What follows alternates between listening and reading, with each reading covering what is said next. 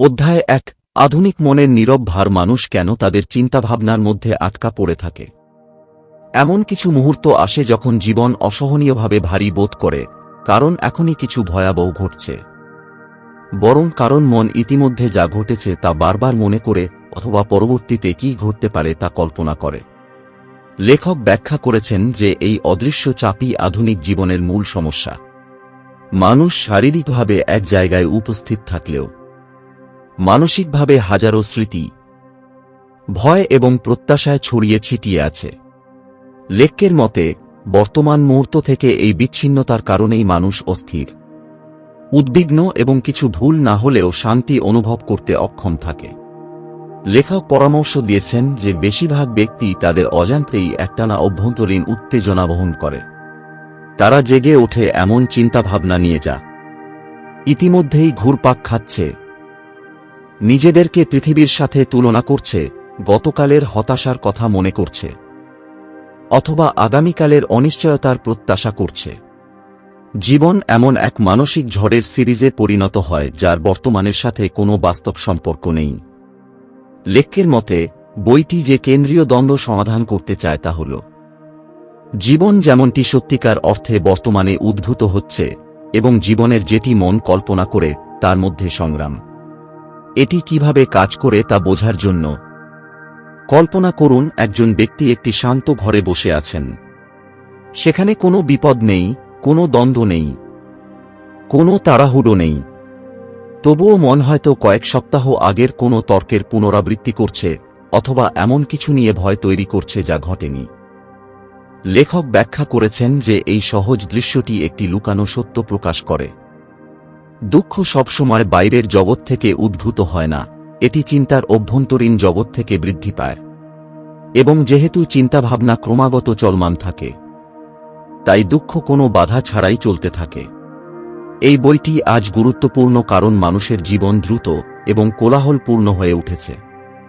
যন্ত্রগুলি মনোযোগ দাবি করে, দায়িত্ব বৃদ্ধি পায় এবং মানুষ খুব কমই বর্তমান মুহূর্তটি লক্ষ্য করার জন্য যথেষ্ট সময় বিরতি নেয়।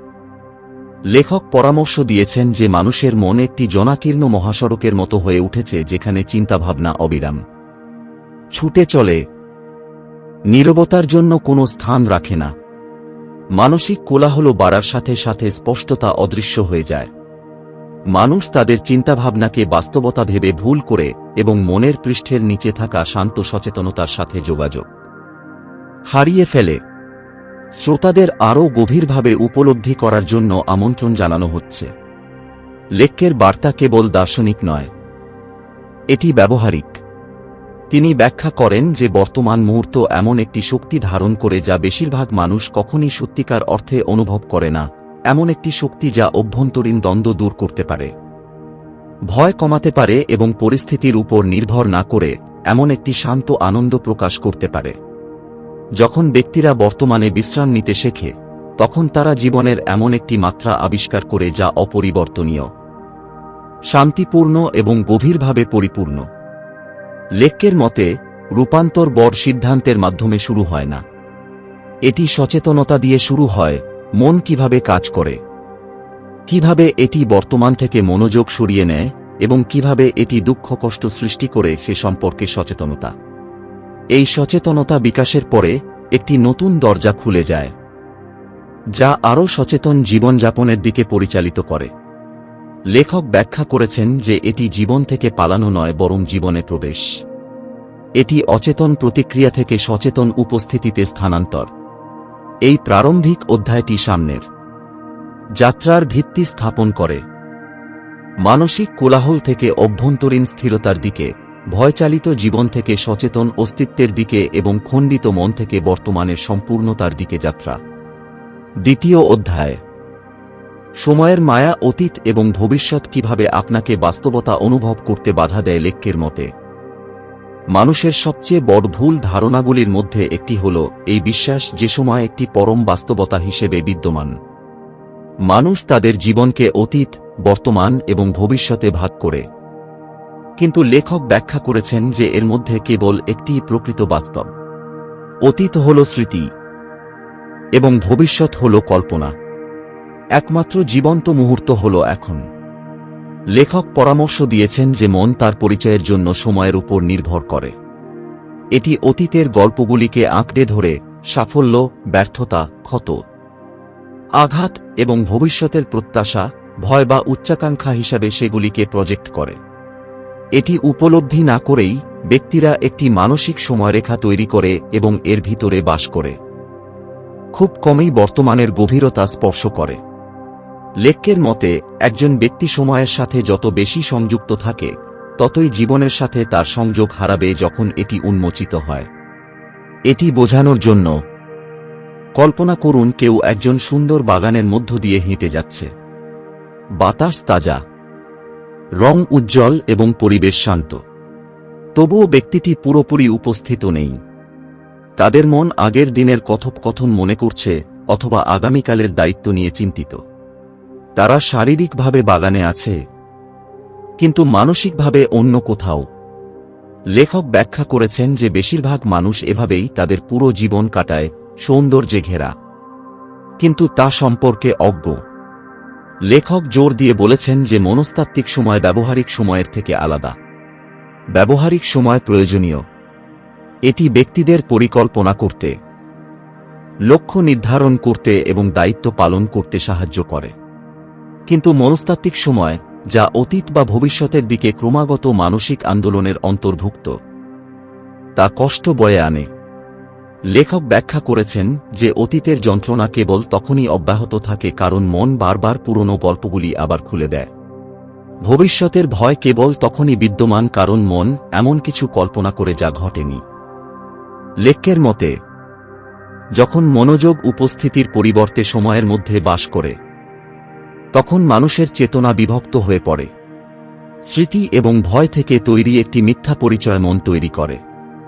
এই পরিচয়টি একটি মুখোশ হয়ে ওঠে যা প্রকৃত সত্তাকে ঢেকে রাখে, যা কেবল বর্তমান মুহূর্তে বিদ্যমান।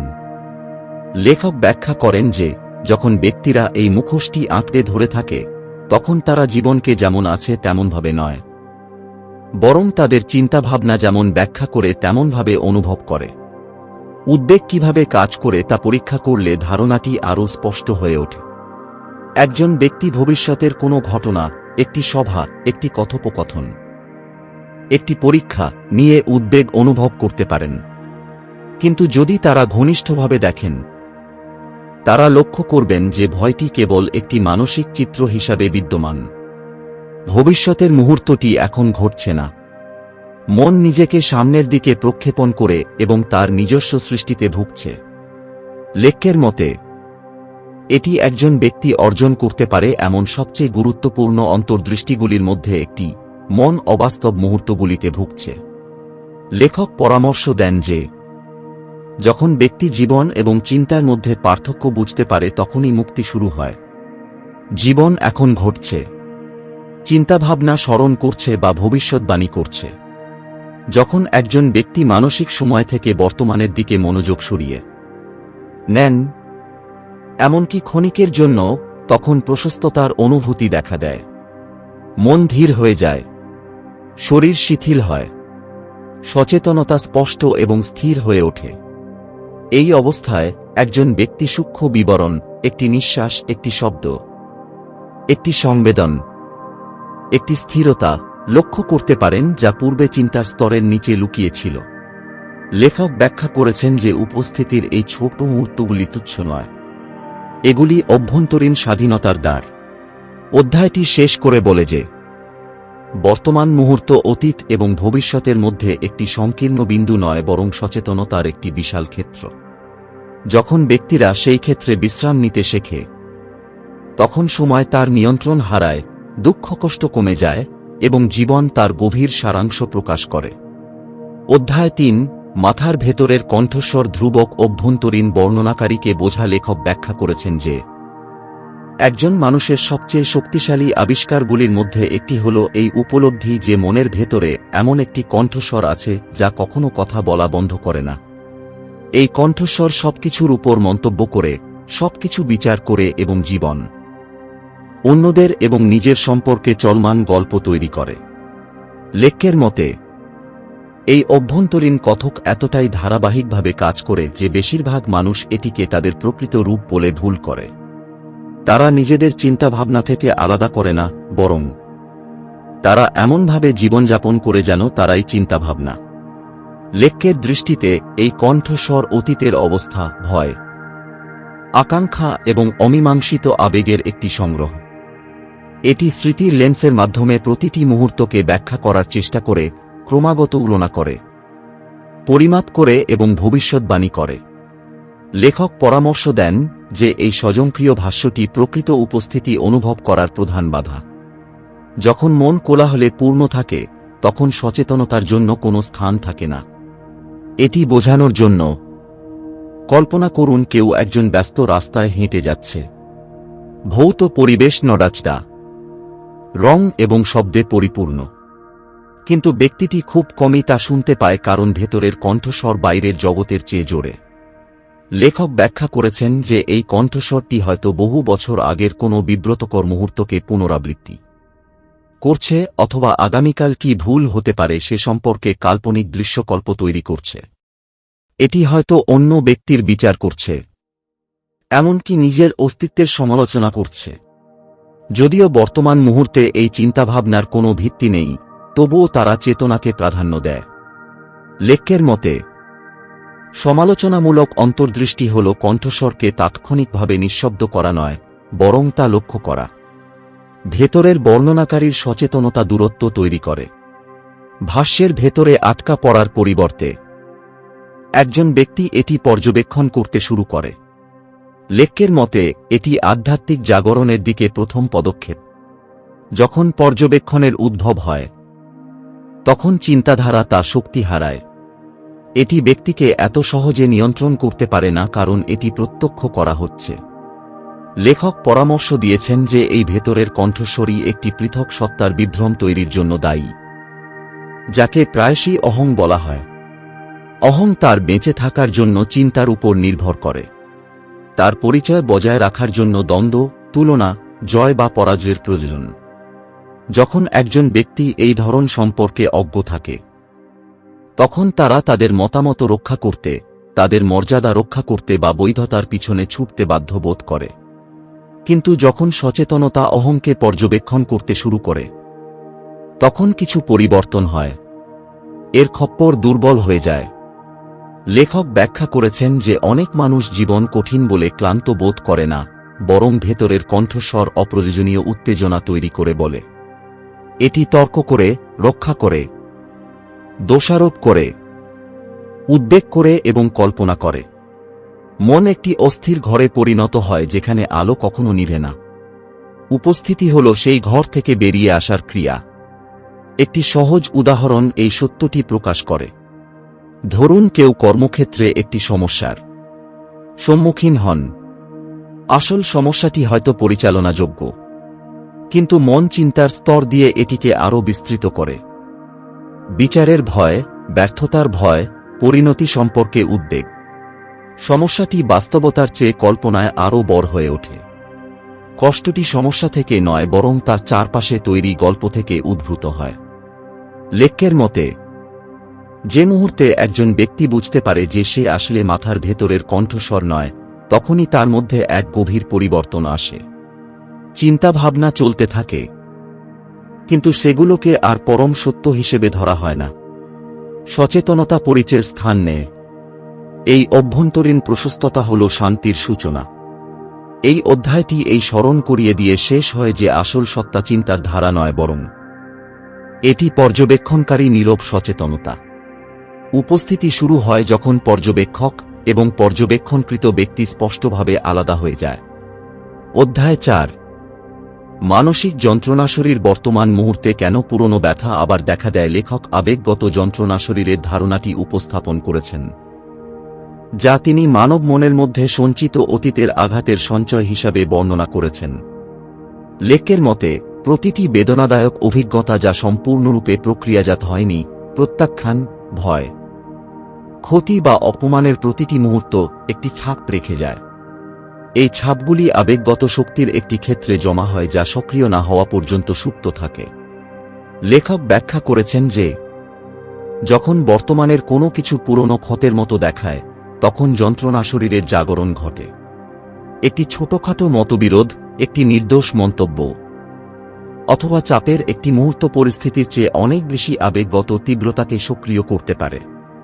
লেক্কের মতে, যন্ত্রণা শরীরের প্রতিক্রিয়া বর্তমান ঘটনার প্রতি নয়, বরং এর পিছনের অমীমাংসিত ইতিহাসের প্রতি।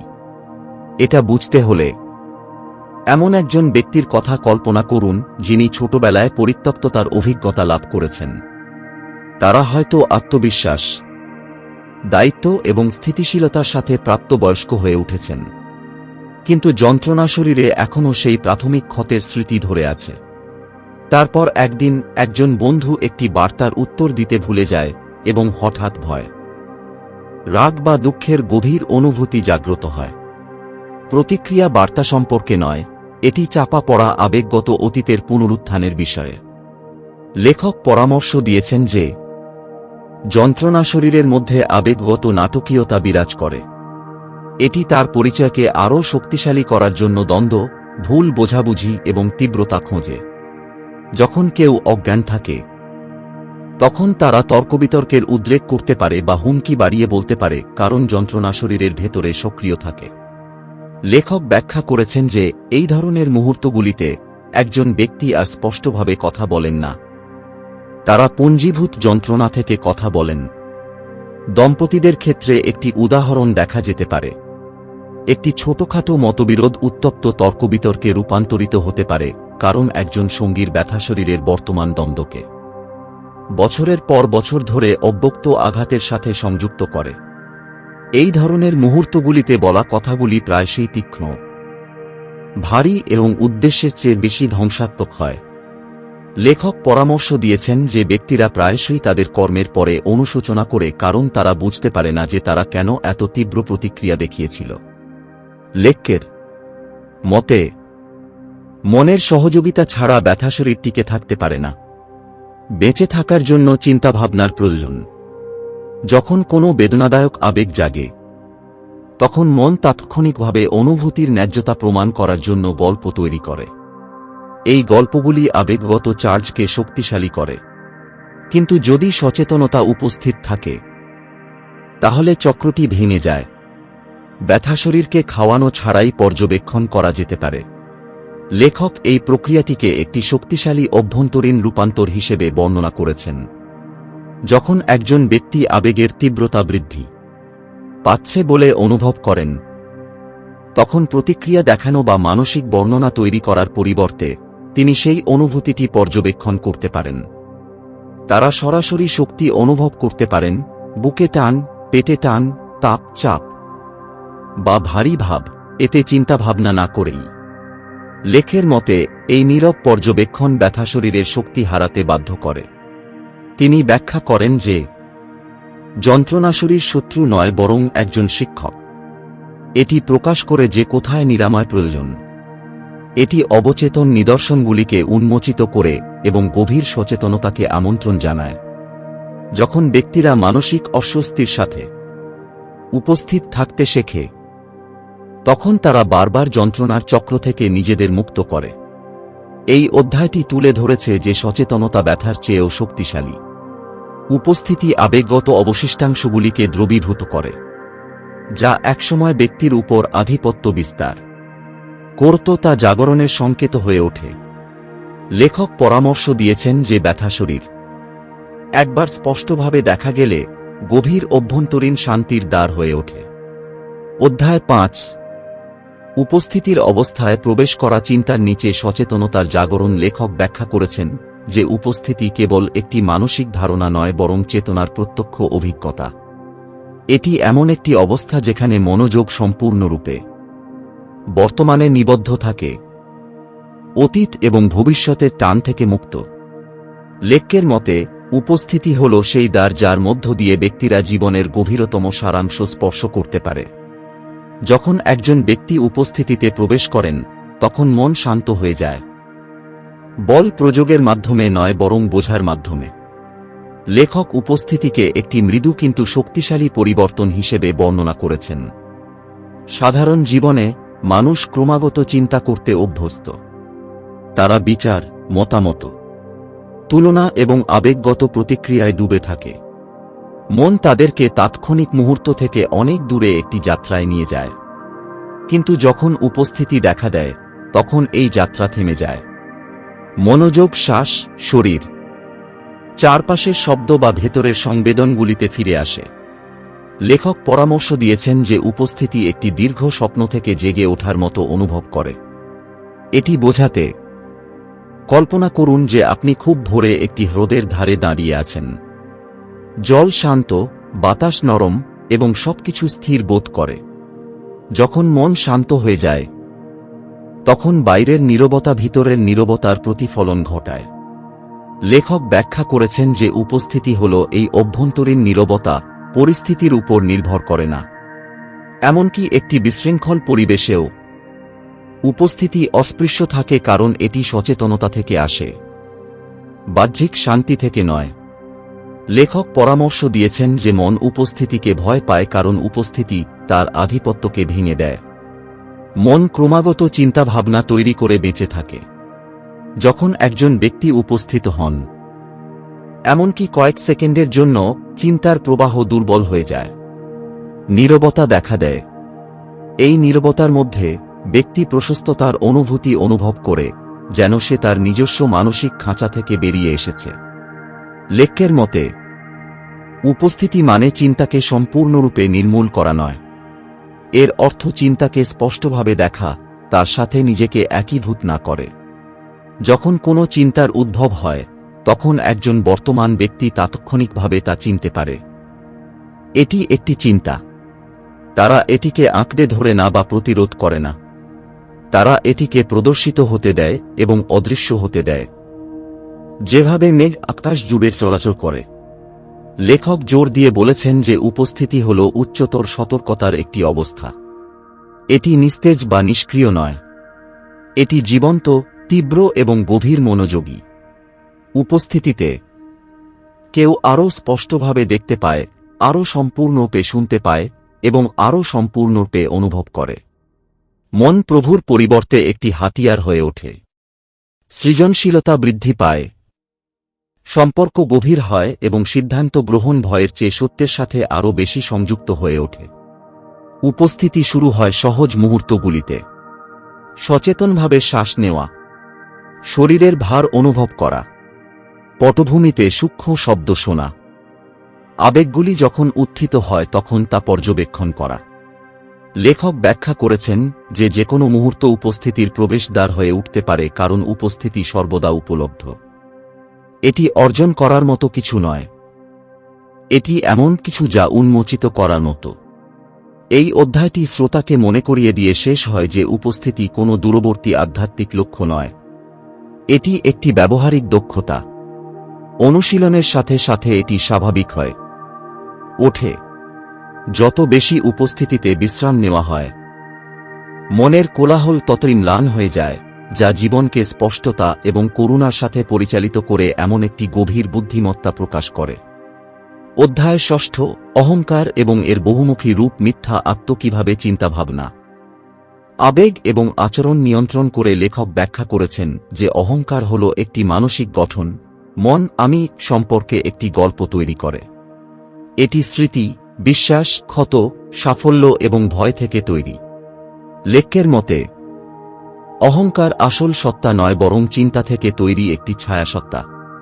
এটি তার পরিচয় বজায় রাখার জন্য ক্রমাগত বৈধতা, স্বীকৃতি এবং শ্রেষ্ঠত্বের সন্ধান করে।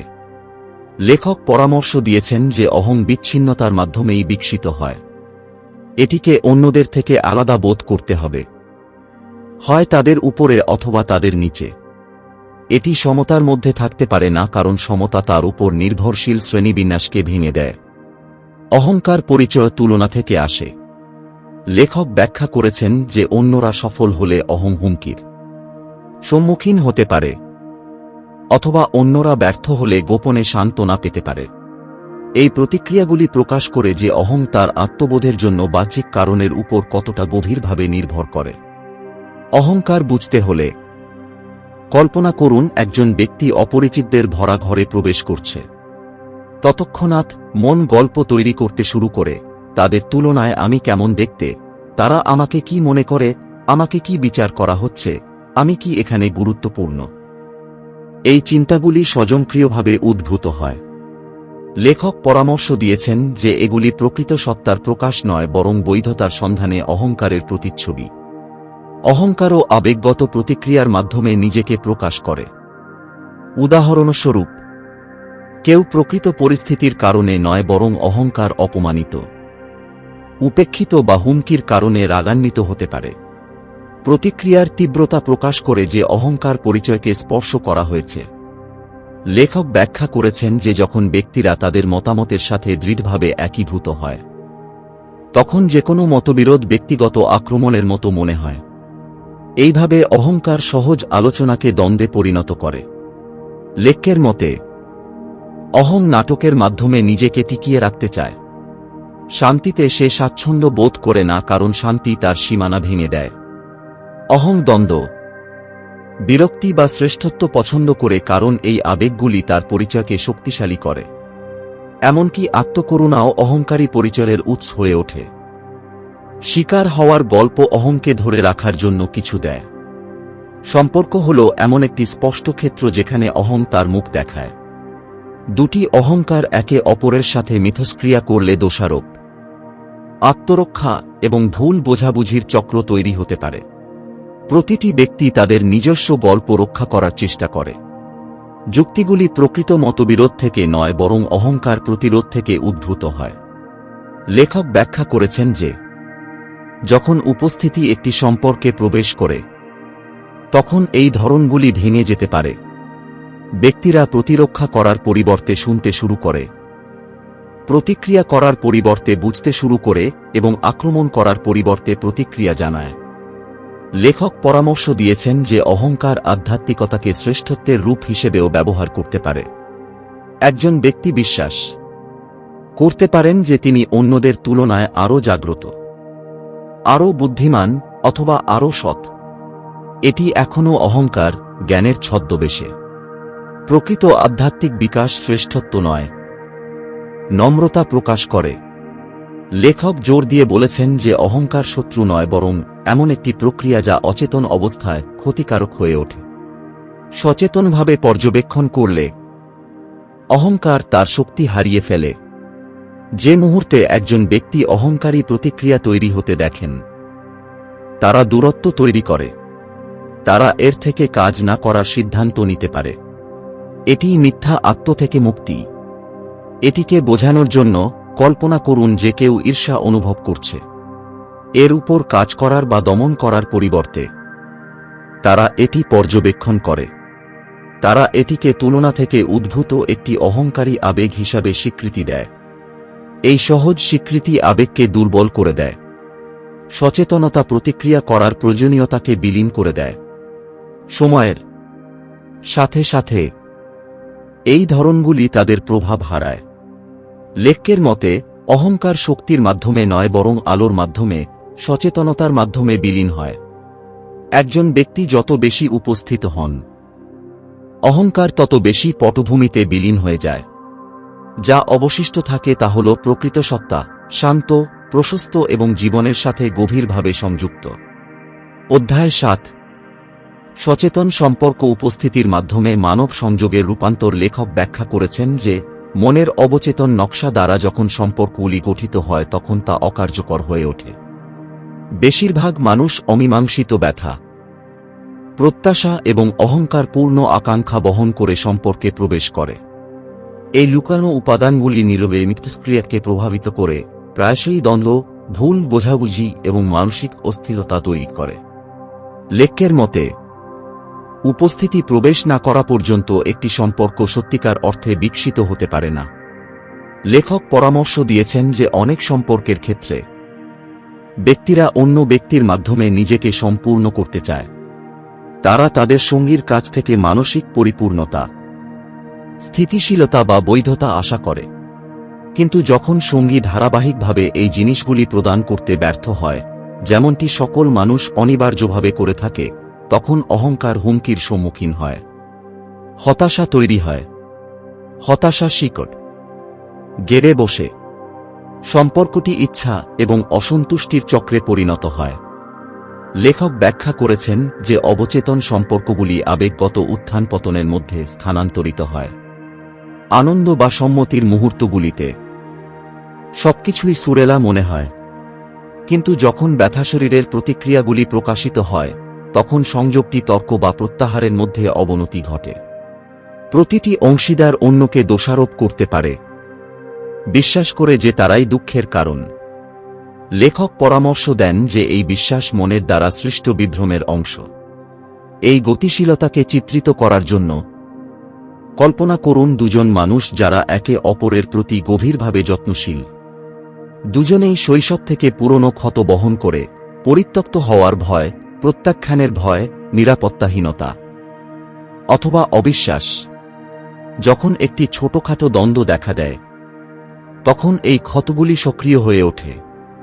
হঠাৎ করেই মতবিরোধ ব্যক্তিগত হুমকিতে রূপান্তরিত হয়, কণ্ঠস্বর উঠে আসে, আত্মরক্ষামূলক মনোভাব দেখা দেয়।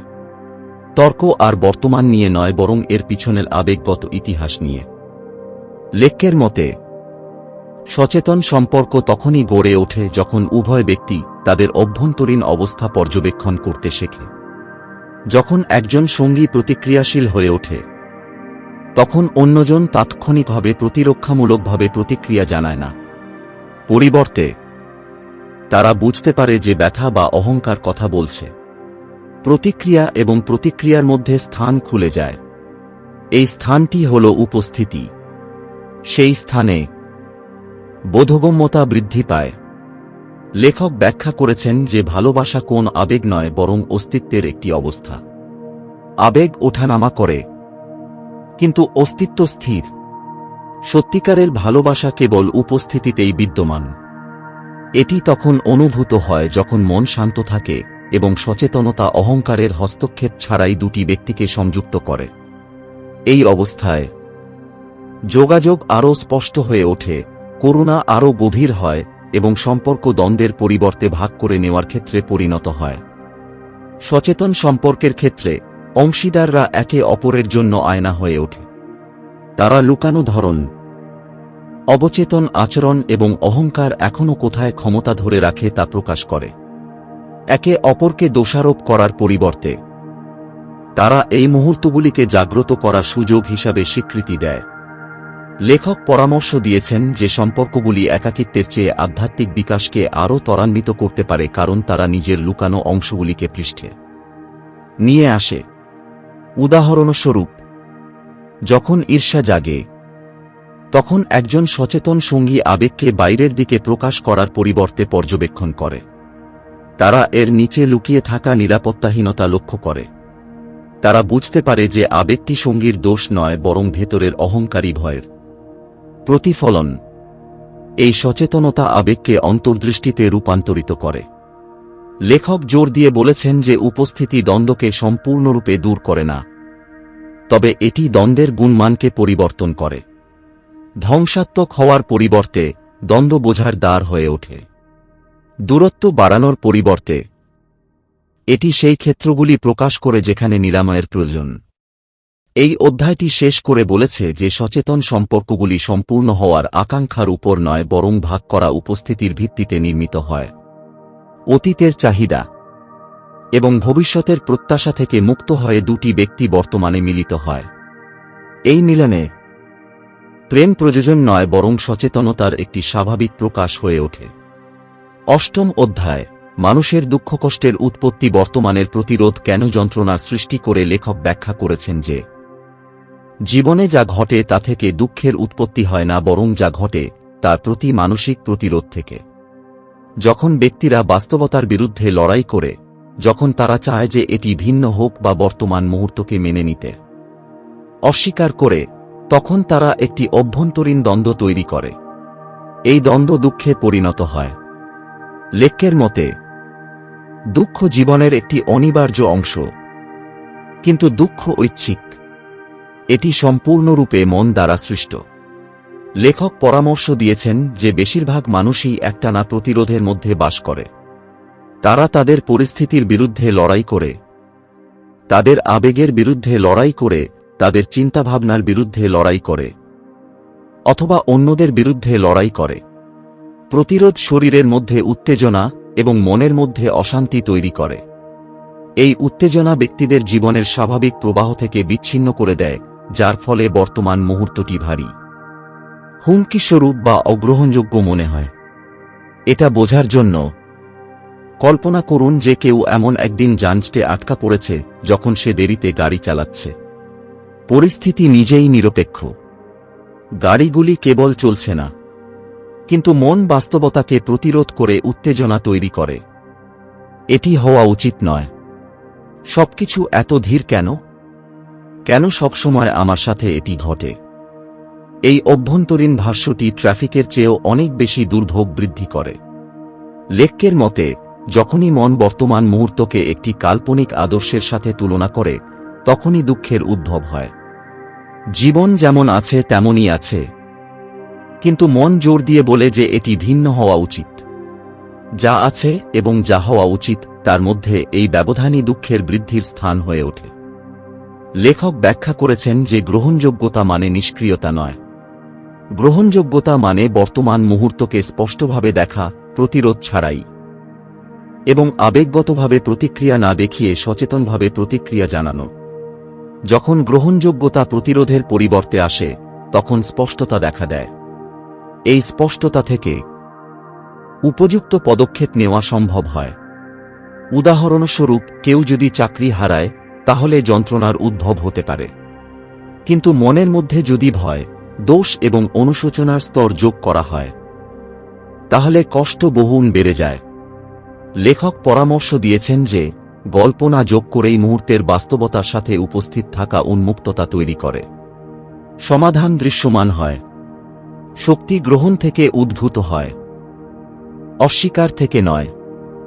লেখক আরও ব্যাখ্যা করেছেন যে যখন ব্যক্তিরা তাদের যন্ত্রণার সাথে একাত্ম হয় তখন দুঃখ তীব্রতর হয়। তারা বলে, আমার কষ্ট, আমার সমস্যা, আমার দুর্ভাগ্য, এটি করার মাধ্যমে তারা অভিজ্ঞতার চারপাশে নির্মিত অহংকারী পরিচয়কে শক্তিশালী করে। লেখক পরামর্শ দেন যে যখন একজন ব্যক্তি তাদের চিন্তাভাবনা এবং আবেগকে তা দাবি না করে পর্যবেক্ষণ করে, তখন দুঃখ বিলীন হয়ে যায়। যন্ত্রণা শরীরেরও যন্ত্রণার ভূমিকা রয়েছে।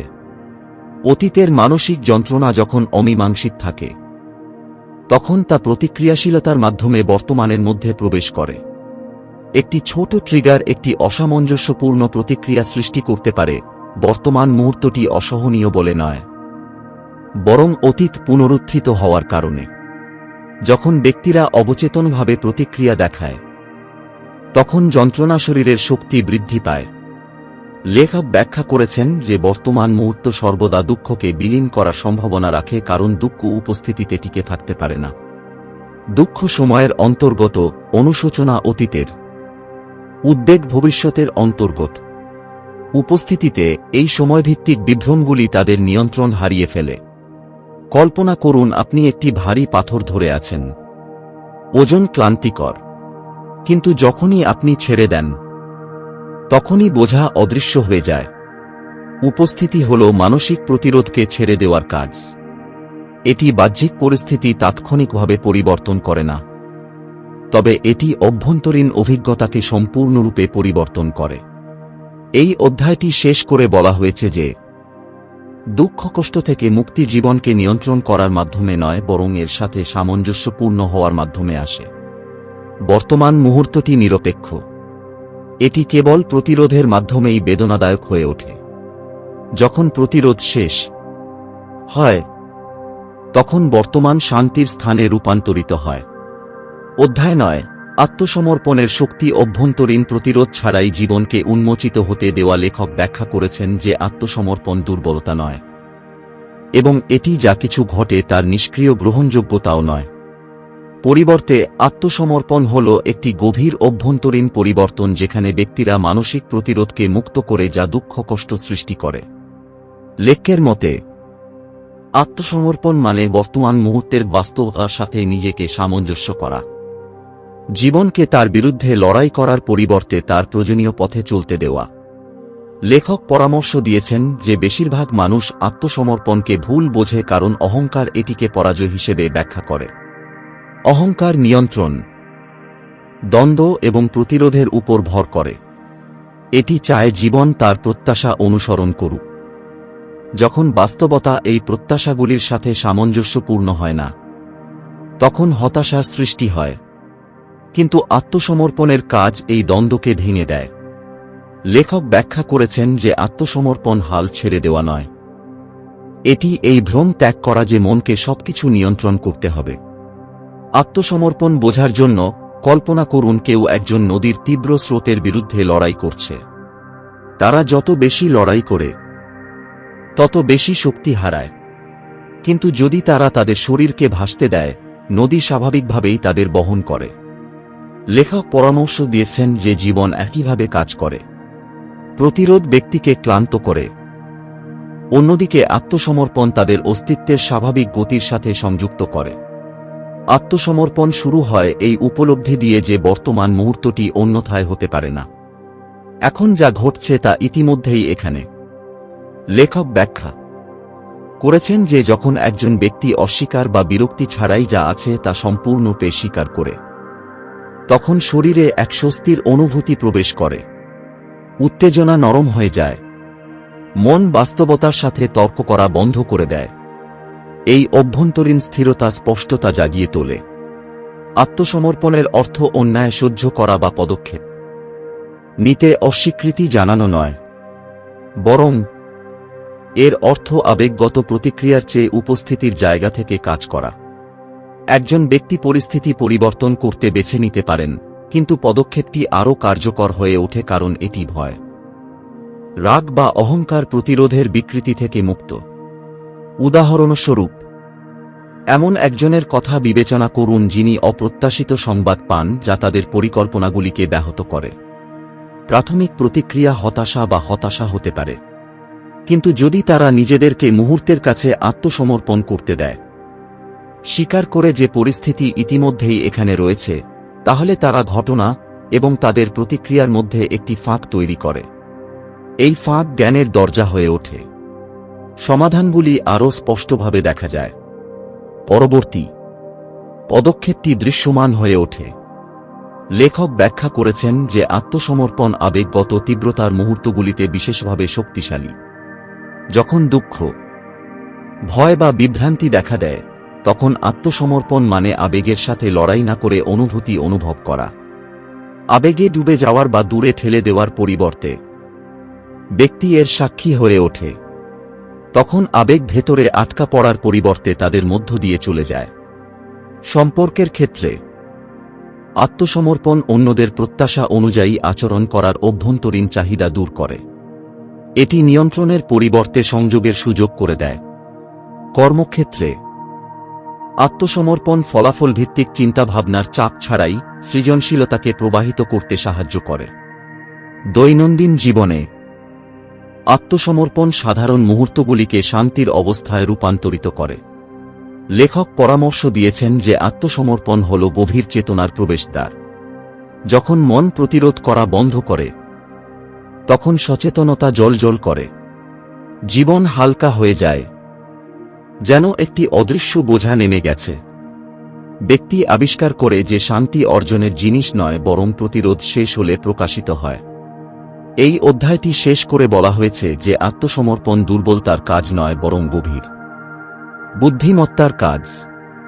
এটি হল এই স্বীকৃতি যে জীবন মনের ব্যাখ্যার চেয়েও বৃহত্তর।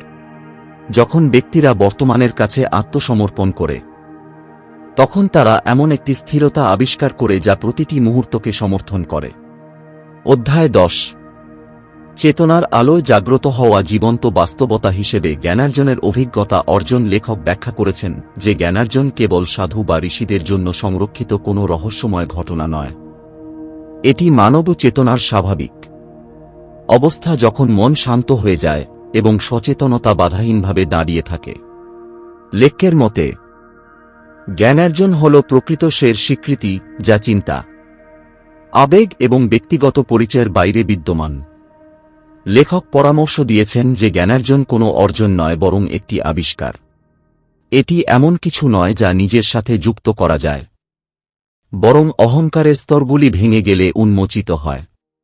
লেখক জোর দিয়ে বলেছেন যে গভীরভাবে উপস্থিত থাকা যে কারো কাছে জ্ঞানার্জন উপলব্ধ। জ্ঞানার্জন বুঝতে হলে একটি অন্ধকার ঘরে জ্বলন্ত একটি মোমবাতি কল্পনা করুন।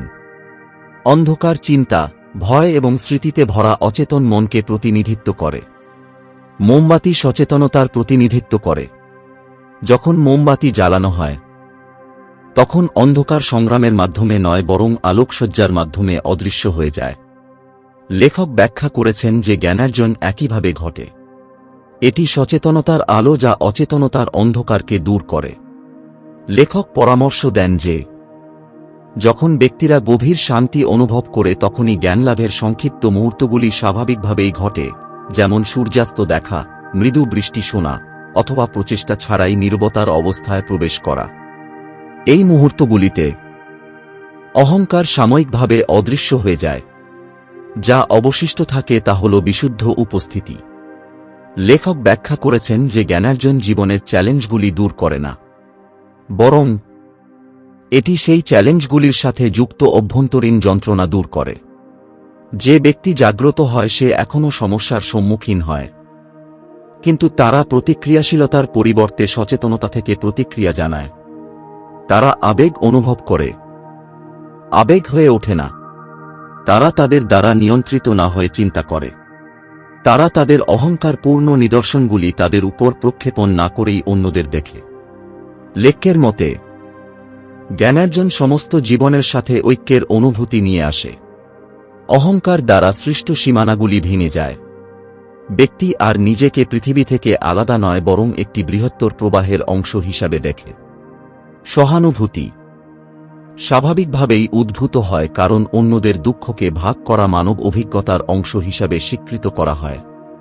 লেখক আরও ব্যাখ্যা করেছেন যে জ্ঞানার্জন প্রায়শই একটি গভীর প্রশ্ন দিয়ে শুরু হয়, আমার চিন্তাভাবনা ছাড়া আমি কে? যখন একজন ব্যক্তি তার ভূমিকা, স্মৃতি এবং গল্পের বাইরে তাকান তখন তারা একটি প্রশস্ত সচেতনতা আবিষ্কার করেন যা সমস্ত মানসিক কার্যকলাপ নীরব হয়ে গেলেও রয়ে যায়। এই সচেতনতা ব্যক্তিগত নয়, এটি সর্বজনীন। জ্ঞানার্জনের অর্থ নিরন্তর আনন্দ নয়, এর অর্থ পরিচয় থেকে মুক্তি। যখন ব্যথার উদ্ভব হয় তখন তা সম্পূর্ণরূপে অনুভব করা যায়, কিন্তু মানসিক গল্প ছাড়াই যা তাকে তীব্র করে তোলে। যখন আনন্দের উদ্ভব হয় তখন তা আঁকড়ে না থেকে আলিঙ্গন করা হয়। জীবন মুহূর্তের একটি সিরিজে পরিণত হয়। প্রতিটি মুহূর্ত নিজেই সম্পূর্ণ। লেখক পরামর্শ দিয়েছেন যে জ্ঞানার্জন ধীরে ধীরে বৃদ্ধি পেতে পারে। ব্যক্তিরা যখন উপস্থিত থাকতে শেখে তখন মন তার আধিপত্য হারায়। অহংকার বোধ দুর্বল হয়ে যায়। আবেগগত উদ্দীপনা বিলীন হয়ে যায়। প্রতিটি অভিজ্ঞতার পটভূমিতে একটি গভীর শান্তি পরিণত হয়। দৈনন্দিন জীবনে জ্ঞানার্জন সহজ উপায়ে প্রকাশিত হয়। একজন ব্যক্তি অধৈর্যতা ছাড়াই শোনেন। তারা আত্মরক্ষার চেয়ে স্পষ্টভাবে কথা বলেন। তারা তাড়াহুড়ো না করে হাঁটেন। তারা উত্তেজনা ছাড়াই শ্বাস নেন। তারা ভয় বা প্রত্যাশা প্রকাশ না করেই অন্যদের সাথে দেখা করেন। এটি একটি জীবন্ত অভিজ্ঞতা হিসাবে জ্ঞানার্জন। অধ্যায়টি শেষ করে বলা হয়েছে যে জ্ঞানার্জন খুব বেশি দূরে নয়। এটি সচেতনতার সহজ স্বীকৃতি। মন যখন স্থির হয়ে যায় তখন প্রতিটি মুহূর্তে চেতনার আলো জ্বলজ্বল করে। এই আলোতে জীবন সংগ্রামের একটি ধারাবাহিকতা থেকে উপস্থিতির এক উদ্ভাসিত অভিব্যক্তিতে রূপান্তরিত হয়। অধ্যায় 11 বর্তমানে বসবাস উপস্থিতির শক্তির সাথে দৈনন্দিন জীবনকে সামঞ্জস্যপূর্ণ করা। লেখক ব্যাখ্যা করেছেন যে বর্তমানে বেঁচে থাকা কোনো বিমূর্ত আধ্যাত্মিক ধারণা নয় বরং দৈনন্দিন জীবনের একটি ব্যবহারিক পদ্ধতি। এর অর্থ হল সাধারণ মুহূর্তগুলিতে সচেতনতা আনা, হাঁটা, খাওয়া, কথা বলা, কাজ করা বা কেবল শ্বাস নেওয়া। লেখকের মতে বর্তমান মুহূর্ত সর্বদা উপলব্ধ, তবুও বেশিরভাগ মানুষ এটিকে উপেক্ষা করে কারণ মন চিন্তায় মগ্ন থাকে। লেখক পরামর্শ দিয়েছেন যে বর্তমানে বেঁচে থাকার অর্থ হল প্রতিটি মুহূর্তকে ঠিক যেমন আছে তেমনভাবে চলতে দেওয়া, মানসিক ভাষ্য দিয়ে তা ঢেকে না রেখে। যখন একজন ব্যক্তি শোনেন তখন তিনি সম্পূর্ণরূপে শোনেন। যখন তিনি কাজ করেন তখন তিনি পূর্ণ মনোযোগ দিয়ে কাজ করেন। যখন তিনি বিশ্রাম নেন তখন তিনি সম্পূর্ণ বিশ্রাম নেন। এই একবিন্দু সচেতনতা মানসিক চাপ কমায় এবং স্পষ্টতা বৃদ্ধি করে। এটি বোঝানোর জন্য কল্পনা করুন কেউ একজন দীর্ঘদিনের শেষে বাসন ধুচ্ছেন। সাধারণত মন অতীতের জন্য অনুশোচনা বা আগামীকালের জন্য উদ্বেগের মধ্যে ঘুরপাক খায়। কিন্তু যখন ব্যক্তিটি জলের শব্দ, তাদের হাতের তাপমাত্রা এবং তাদের নড়াচড়ার ছন্দের দিকে মনোযোগ আকর্ষণ করে, তখন কাজটি বোঝার পরিবর্তে উপস্থিতির মুহূর্ত হয়ে ওঠে। লেখক ব্যাখ্যা করেছেন যে উপস্থিতি এমনকি সাধারণ কার্যকলাপকেও শান্তির অভিজ্ঞতায় রূপান্তরিত করে। বর্তমানে বেঁচে থাকার অর্থ হল মুহূর্তটিকে গ্রহণ করে নেওয়া, তারপর তার মধ্যে কাজ করা। অনেক ব্যক্তি জীবনের মধ্য দিয়ে তাড়াহুড়ো করে পরিস্থিতির প্রতি আবেগপ্রবণভাবে প্রতিক্রিয়া দেখায়। তারা অস্বস্তি প্রতিরোধ করে, পরিস্থিতি বিচার করে এবং ফলাফল জোর করে চাপিয়ে দেওয়ার চেষ্টা করে। লেখের মতে এই প্রতিরোধ জীবনের স্বাভাবিক প্রবাহকে ব্যাহত করে। যখন ব্যক্তিরা প্রথমে মুহূর্তটিকে গ্রহণ করে তখন কর্ম আরও বুদ্ধিমান এবং কার্যকর হয়ে ওঠে। লেখক জোর দিয়ে বলেছেন যে বর্তমানে বেঁচে থাকার অর্থ দায়িত্ব অবহেলা করা বা বাস্তব সময়কে উপেক্ষা করা নয়।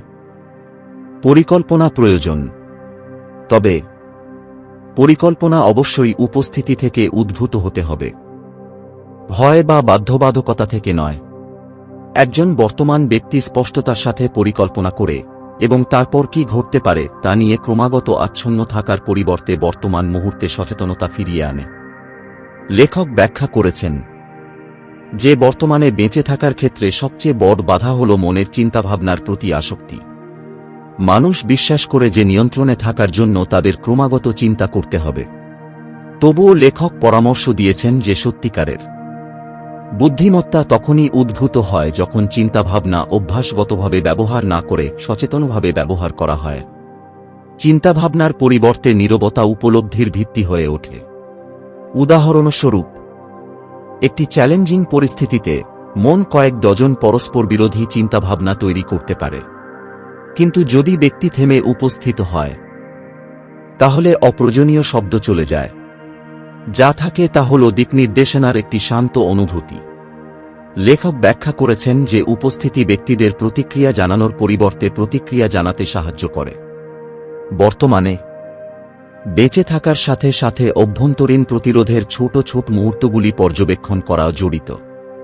লাইনে অপেক্ষা করার সময় যখন জ্বালা দেখা দেয় তখন উপস্থিতি মানে শরীরের উত্তেজনা এবং মনের অধৈর্যতা লক্ষ্য করা। একবার লক্ষ্য করলে উত্তেজনা দূর হয়ে যায়, পরিস্থিতি আবার সহজ হয়ে যায়। দাঁড়িয়ে থাকা এবং শ্বাস নেওয়া। লেখক পরামর্শ দিয়েছেন যে বর্তমানে বেঁচে থাকা মানে পরিপূর্ণতা অর্জন করা নয়। এটি মন যখনই বিচরণ করে তখন বারবার উপস্থিতিতে ফিরে আসা। সময়ের সাথে সাথে এই অনুশীলন চেতনাকে পুনর্নির্মাণ করে। বর্তমান মুহূর্তটি সচেতনতার স্বাভাবিক আবাসস্থল হয়ে ওঠে। এই অধ্যায়টি ব্যাখ্যা করে শেষ করা হয়েছে যে বর্তমানে বাস করলে জীবন আরও সমৃদ্ধ হয়। প্রতিটি মুহূর্তে এমন গভীরতা থাকে যা চিন্তায় ডুবে গেলে তা উপলব্ধি করা যায় না। যখন ব্যক্তিরা বর্তমানের সাথে সামঞ্জস্য রেখে বাস করে তখন তারা এমন এক পরিপূর্ণতার অনুভূতি আবিষ্কার করে যা বাহ্যিক কারণের উপর নির্ভর করে না। অধ্যায় 12, ভয়ের ভ্রম দূর করা। ভয় কিভাবে কাজ করে এবং উপস্থিতি কিভাবে তা অতিক্রম করে তা বোঝা। লেখক ব্যাখ্যা করেছেন যে যখন মন ভবিষ্যতের দিকে নিজেকে নিয়ে যায় তখনই ভয়ের উদ্ভব হয়। বর্তমান মুহূর্তের বাস্তবতা নিয়ে কাজ করার পরিবর্তে মন এমন পরিস্থিতি কল্পনা করে যা ঘটেনি। এই কাল্পনিক দৃশ্যপটগুলি এমনভাবে আবেগগত প্রতিক্রিয়া তৈরি করে যেন সেগুলো বাস্তব। লেখকের মতে ভয় বর্তমানের মধ্যে প্রথিত নয়, এটি সময়ের মধ্যে প্রথিত। ভয় প্রায়শই উদ্বেগের রূপ নেয়। যদি কিছু ভুল হয়ে যায়, যদি আমি ব্যর্থ হই, যদি আমি গুরুত্বপূর্ণ কিছু হারিয়ে ফেলি। লেখক পরামর্শ দেন যে এই ভয়গুলির বর্তমান অভিজ্ঞতার সাথে খুব একটা সম্পর্ক নেই। এগুলি ভবিষ্যতের দ্বারা নিক্ষিপ্ত মানসিক ছায়া। এটি বোঝানোর জন্য কল্পনা করুন কেউ একজন কঠিন কথোপকথনের জন্য প্রস্তুতি নিচ্ছে। মন বিভিন্ন পরিস্থিতি তৈরি করে, কিছু বাস্তবসম্মত, অন্যগুলি অতিরঞ্জিত। শরীর উত্তেজনা, বর্ধিত হৃদস্পন্দন বা নার্ভাসনেসের সাথে প্রতিক্রিয়া দেখায়। তবুও এই মুহূর্তে কোনো দৃশ্যই ঘটছে না। ভয় সম্পূর্ণরূপে চিন্তাভাবনা দ্বারা তৈরি। লেখক জোর দিয়ে বলেছেন যে বাস্তব ভয় এবং মনস্তাত্ত্বিক ভয়ের মধ্যে পার্থক্য রয়েছে।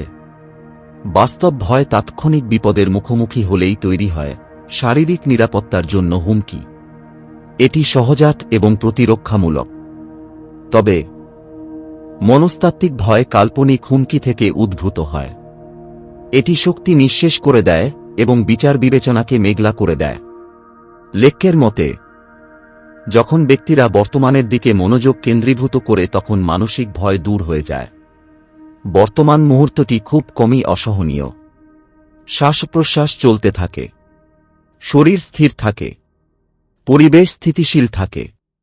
যখন কেউ এখন কি ঘটছে তা সম্পর্কে সম্পূর্ণরূপে সচেতন হয়, তখন কল্পিত ভবিষ্যৎ তার শক্তি হারিয়ে ফেলে।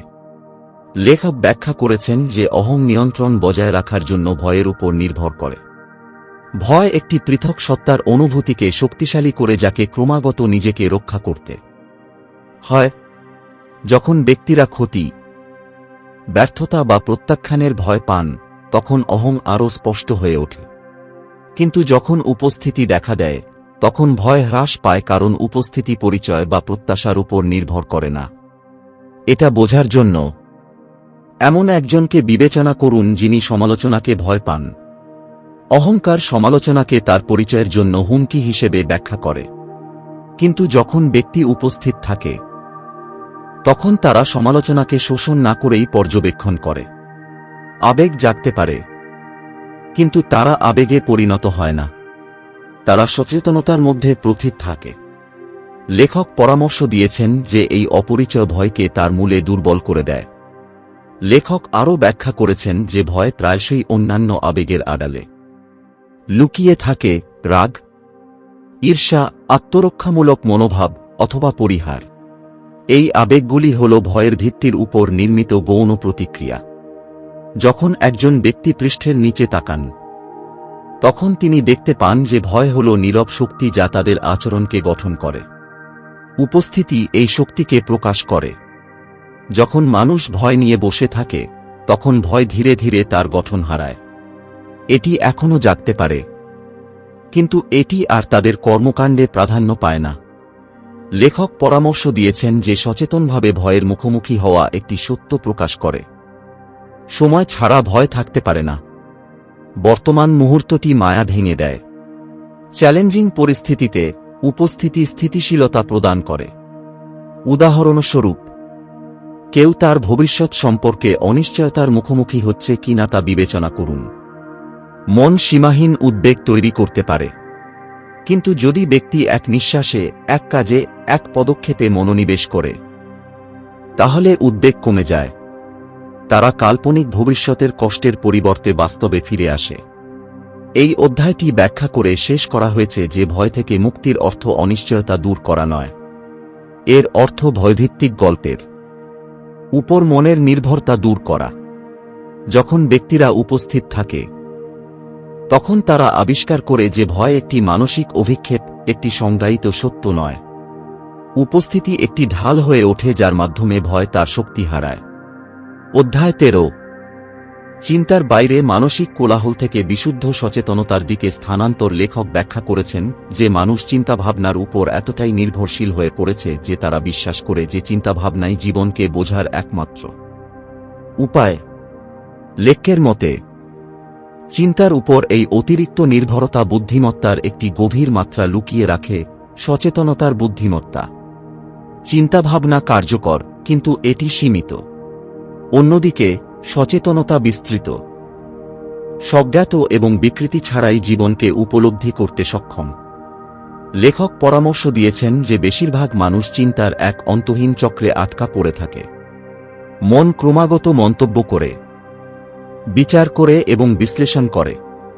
এই ক্রমাগত মানসিক কার্যকলাপ একটি অভ্যন্তরীণ কুয়াশা তৈরি করে, যা ব্যক্তিদের সরাসরি জীবন অনুভব করতে বাধা দেয়। লেখক ব্যাখ্যা করেছেন যে প্রকৃত স্বচ্ছতা তখনই আসে যখন মন স্থির থাকে। এটি বোঝানোর জন্য কল্পনা করুন কেউ একজন বনের মধ্য দিয়ে হেঁটে যাচ্ছে। দৃশ্যপট প্রাণবন্ত, বাতাস সতেজ এবং প্রকৃতির শব্দ পুরো জায়গা জুড়ে। কিন্তু যদি ব্যক্তিটি চিন্তায় ডুবে থাকে, তাহলে সে সৌন্দর্যকে পুরোপুরি মিস করে। তার মন হয়তো কোনো কথোপকথনের মহড়া দিচ্ছে অথবা আগামীকালের দায়িত্ব নিয়ে চিন্তিত। বন আছে, কিন্তু অভিজ্ঞতা নেই। লেখক পরামর্শ দিয়েছেন যে মানুষ এভাবেই জীবনের মধ্য দিয়ে এগিয়ে যায়, ঐশ্বর্যে ঘেরা কিন্তু এর থেকে বিচ্ছিন্ন। চিন্তার বাইরের পরিবর্তন শুরু হয় মন পর্যবেক্ষণের মাধ্যমে। যখন একজন ব্যক্তি তার চিন্তাভাবনাগুলি উদ্ভূত হওয়ার সাথে সাথে লক্ষ্য করেন, তখন তিনি নিজের এবং তার মানসিক ক্রিয়াকলাপের মধ্যে একটি স্থান তৈরি করেন। এই স্থানটি হল সচেতনতা। লেখক ব্যাখ্যা করেছেন যে সচেতনতা হল সমস্ত অভিজ্ঞতার পটভূমি। চিন্তা চেতনার মধ্যে আবির্ভূত হয়, ঠিক যেমন মেঘ আকাশে ভেসে বেড়ায়। সচেতনতা হল আকাশ, চিন্তা হল মেঘ। লেখকের মতে সচেতনতা বুদ্ধিবৃত্তিকভাবে বোঝা যায় না, এটি অবশ্যই অনুভব করতে হবে। যখন কেউ চুপচাপ বসে শ্বাস প্রশ্বাসের উপর মনোযোগ দেয়, তখন তারা চিন্তাভাবনার মধ্যে সংক্ষিপ্ত ব্যবধান লক্ষ্য করতে পারে। এই ফাঁকগুলি সচেতনতার উপস্থিতি প্রকাশ করে। এই মুহূর্তগুলিতে কোনো বিচার নেই, কোনো স্মৃতি নেই, কোনো প্রত্যাশা নেই, কেবল বিশুদ্ধ সত্তা। লেখক পরামর্শ দিয়েছেন যে এই অবস্থাটি খালি বা নিস্তেজ নয়, এটি প্রাণবন্ত এবং গভীর শান্তিপূর্ণ। এতে এমন এক পূর্ণতার অনুভূতি রয়েছে যা চিন্তাভাবনা প্রদান করতে পারে না। এই অবস্থায় ব্যক্তিরা নিজেদের এবং তাদের চারপাশের বিশ্বের সাথে আরও বেশি সংযুক্ত বোধ করতে পারে। লেখক ব্যাখ্যা করেছেন যে সচেতনতা অর্জনের পথে অন্যতম বাধা হল এই বিশ্বাস যে সমস্যা সমাধানের জন্য ধ্রুবক চিন্তাভাবনা প্রয়োজন। কিন্তু অনেক অন্তর্দৃষ্টি বিশ্লেষণ থেকে নয়, বরং নীরবতা থেকে উদ্ভূত হয়। মন যখন শান্ত থাকে তখন প্রায়শই সমাধান বেরিয়ে আসে। চিন্তাবিদ যখন সরে যান তখন সৃজনশীলতা স্বাভাবিকভাবেই প্রবাহিত হয়। এটি বোঝার জন্য এমন একটি সময়ের কথা বিবেচনা করুন যখন কেউ একটি কঠিন সিদ্ধান্তের সাথে লড়াই করেছিল। তারা এটি সম্পর্কে অবিরামভাবে চিন্তা করেছিল, তবুও স্পষ্টতা দূরে ছিল। তারপর নীরবতার এক মুহূর্তে, সম্ভবত হাঁটা, বিশ্রাম বা গোসল করার সময়, হঠাৎ উত্তরটি বেরিয়ে আসে। লেখক ব্যাখ্যা করেছেন যে এই স্পষ্টতা চেতনা থেকে এসেছে, চিন্তা থেকে নয়। চিন্তার বাইরে যাওয়ার অর্থ চিন্তাভাবনাকে সম্পূর্ণরূপে নির্মূল করা নয়, বরং এটি চিন্তাভাবনাকে নিয়ন্ত্রিত না করে সচেতনভাবে ব্যবহার করা।